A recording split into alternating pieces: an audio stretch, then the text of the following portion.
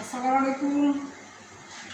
আমি ছোলার ডাল দিয়ে গরু মাংস রান্না করতেছি, সেটা আপনাদের সাথে শেয়ার করতেছি।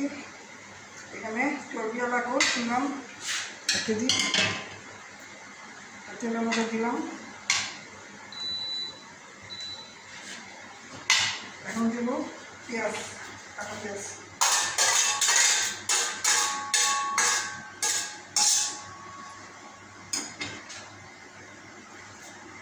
6 চামচ লবণ, 2 চামচ মরিচের গুঁড়া, 2 চামচ হলুদের গুঁড়া, 1 চামচ ধনিয়া গুঁড়া, দারচিনি, লং, এলাচ, তেজপাতা।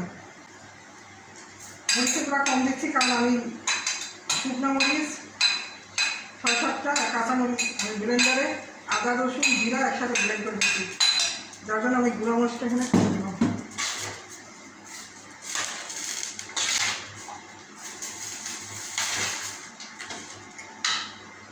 ছোলার ডাল সিদ্ধ করে রেখেছি। এখানে হচ্ছে শুকনো মরিচ, কাঁচামরিচ, রসুন, আদা, জিরা।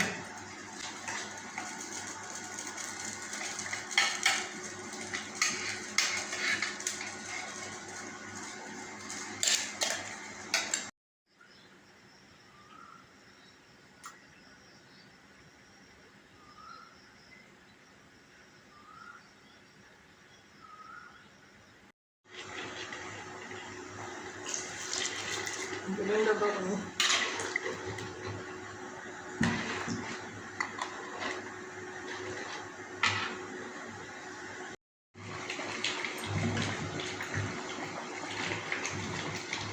মাংস কষানো হয়ে গেছে, দিয়ে দিচ্ছি টুকরো করা আলু।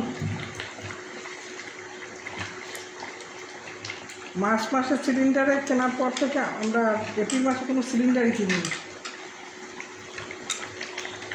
সিলিন্ডারে এত দাম, 2200-2500 এরকম চেয়ে বসে।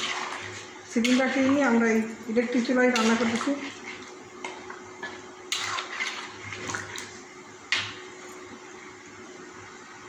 এবার দিয়ে দেবো সিদ্ধ করা ডাল। ডাল সিদ্ধ করে গেছি, এই ডালটা এখন দিয়ে দেবো, ছোলার ডাল। একটু কষানো হলো, অল্প করে পানি দিয়ে দেবো। মাংস প্রায় সিদ্ধ হয়ে গেছে।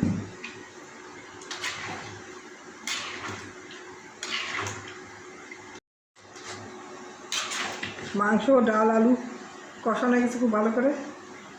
দিয়ে দেবো ঝোলের আন্দাজে পানি, যতটুকু ঝোল লাগবে ঠিক ততটুকুই পানি দেবো।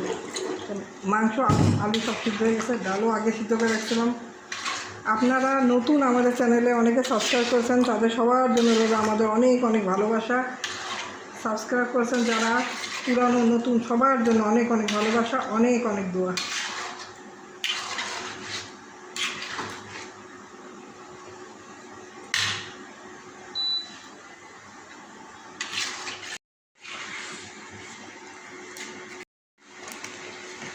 চার চামচের আধা চামচ দিয়ে দেবো চাট মশলা।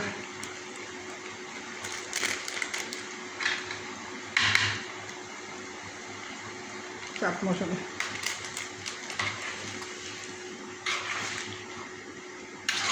আমি ভোরবেলা আজানের পরপরই রান্না শুরু করে দিই, ভাত তরকারি যাই রান্না।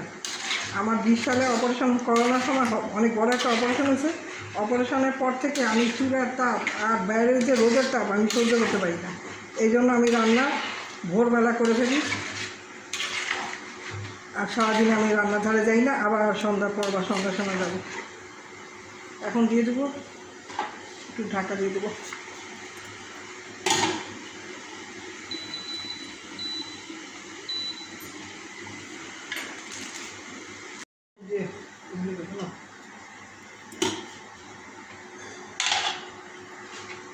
হয়ে গেল চাট মশলা দিয়ে, চাট মশলা, ছোলার ডাল, গরু মাংস দিয়ে রান্না করলাম। আপনারা এভাবে রান্না করে খাবেন, অনেক ভালো লাগবে।